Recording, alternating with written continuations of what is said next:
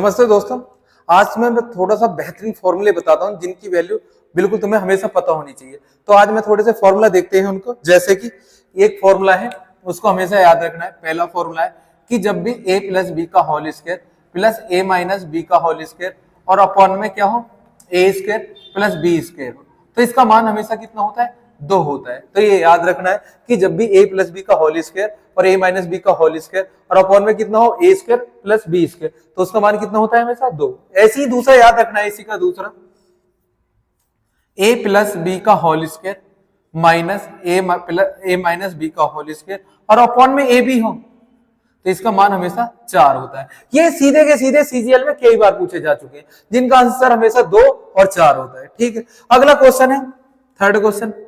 यदि ऊपर a की क्यूब माइनस बी की क्यूब हो और नीचे a square plus A B plus B square हो, तो इसका क्या है, इसका मान हमेशा a माइनस बी होता है। क्या होता है, a माइनस बी।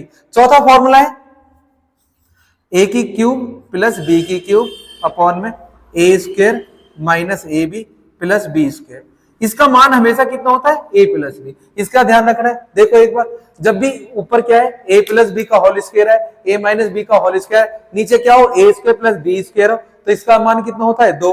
और दूसरे का कितना होता है, a प्लस बी का whole square minus a minus B का होल स्क्वायर और अपॉन में a बी, तो बराबर कितना होता है, 4। ठीक है, जैसे यहाँ पे क्वेश्चन है a की क्यूब माइनस बी की क्यूब अपॉन में a square plus A B square plus B square, तो इसका मान हमेशा कितना होता है, माइनस a माइनस बी। और इसका a की क्यूब प्लस बी की क्यूब अपॉन में a square minus A B plus B square, तो इसका मान कितना होता है, हमेशा a प्लस बी। क्लियर बात है।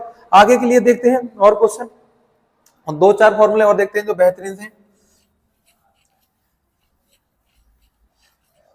आगे के लिए फॉर्मूले हैं, जैसे क्वेश्चन है a square minus b square, यदि अपॉन में a माइनस बी है तो यहाँ पे आएगा a minus a plus b, यदि नीचे माइनस है तो ये आएगा प्लस में।